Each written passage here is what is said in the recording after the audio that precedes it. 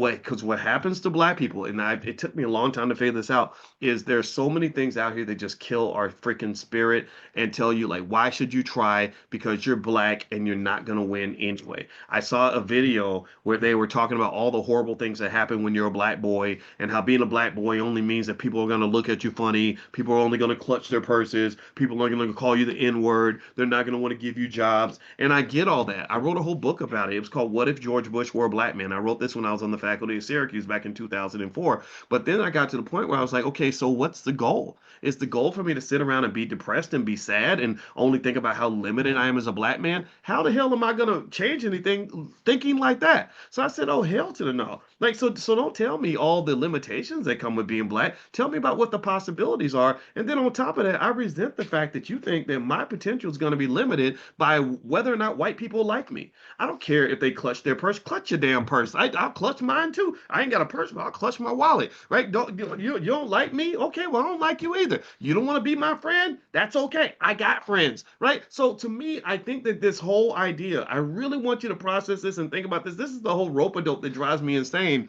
Is we are trained very early to be about as powerless as a hot dog with no bun. Like we are literally trained to be just sit there and be victims and to somehow falsely believe that the only way our condition can improve is if white people suddenly decide to be nice to us.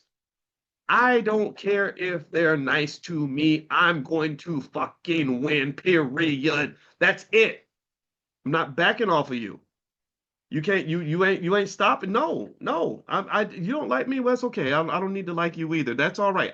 You liking me does not shape what kind of man I'm gonna choose to be right now. You liking me is not gonna determine whether I'm a good husband to my wife. You liking me is not gonna determine whether I'm gonna pick up a book over picking up a beer. You liking me ain't gonna determine whether I'm gonna go out here and do my absolute best. Me doing my best has nothing to do with whether or not you've accepted me because I've accepted myself. And that to me is one of the keys that will make us great again. When we truly accept ourselves and instead of taking our energy and focusing on being incredibly self-conscious and they, oh, well, they don't like us. We said, did you hear what they said about us? They don't, that takes energy, that takes attention.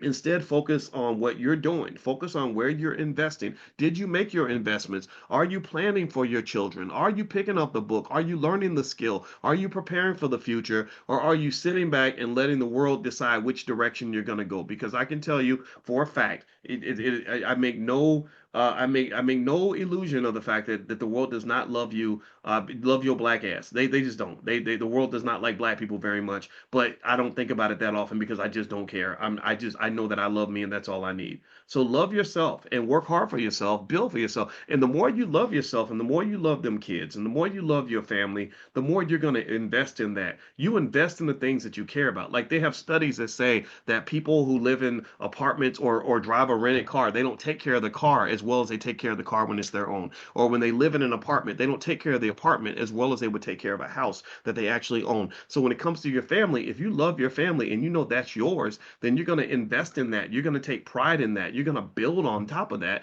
And when you're busy building, you ain't got time to be sitting around worried about whether or not somebody's boycotting somebody else's business down the street.